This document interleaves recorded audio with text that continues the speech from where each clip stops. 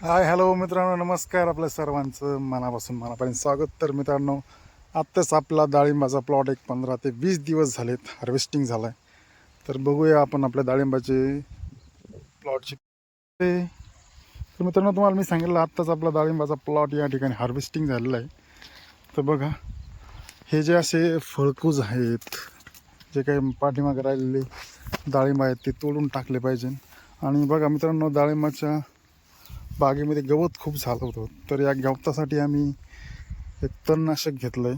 नक्कीच ते तणनाशक कोणतं होतं आणि कोणतं घ्यायला पाहिजे हे मी तुम्हाला सांगणार आहे. तर बघा मित्रांनो, आता एकही फळ डाळिंबाच्या झाडावरती शिल्लक नाही आहे. यानंतर एक मित्रांनो, हे जे काय असे डाळिंब दिसत आहेत हे असं तोडून टाकले पाहिजे, जेणेकरून नंतर जी फळ सेटिंग होते त्याला अडचण येत नाही असं म्हणतायत. तर बघूया. बघा, अजूनसुद्धा गवत खूप प्रमाणावर आहेत. तर आपल्याकडं जर आपला डाळिंबाचा प्लॉट हार्वेस्टिंग झाला असेल तर आपण नक्कीच त्यामुळे तणनाशक घ्यायला काही अडचण नाही आहे. पावसाचं वातावरण आहे, सगळीकडं ओलं होतं आहे, त्यामुळं तणनाशक खूप चांगल्या प्रकारे या ठिकाणी लागू होतं आहे.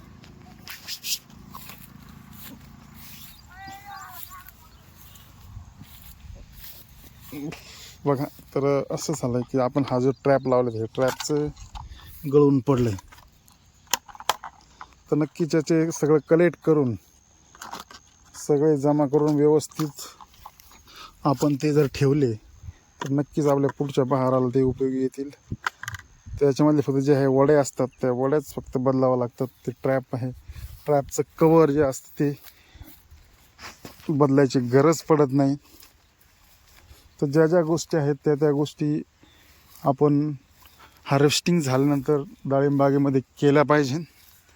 तर मित्रांनो, हार्वेस्टिंग झालं म्हणजे शेतकरी हा निवांत झाला असं नाही, तर खरं काम बाग हार्वेस्टिंग झाल्यानंतर शेतकऱ्याचं काम सगळ्यात महत्त्वाचं त्या ठिकाणी चालू होते. त्या ठिकाणी शेतकऱ्यांनी एकदम ॲक्टिव्ह राहिलं पाहिजे. हार्वेस्टिंगला हे गवत वगैरे जे आहे ते सगळं काढून याचे आता काय होतं, काही ठिकाणी खूप निमॅटोडचं प्रमाण वाढलेलं असतं. तर निमॅटोड जाण्यासाठी आपल्या बागेला निमॅटोड आहे आणि त्या निमॅटोडमुळं म्हणावं त्या प्रकारे साईज यावेळेस बागेला झालेली नाही, फळांना झालेली नाही. तर आपण यासाठी आता आपण हे गवत काढल्यानंतर पूर्ण बेड चाळून घेणार आहोत. ते कसे चाळून घ्यायचे याचाही व्हिडिओ मी तुम्हाला नक्की बनवून देईल, बनवून टाकल.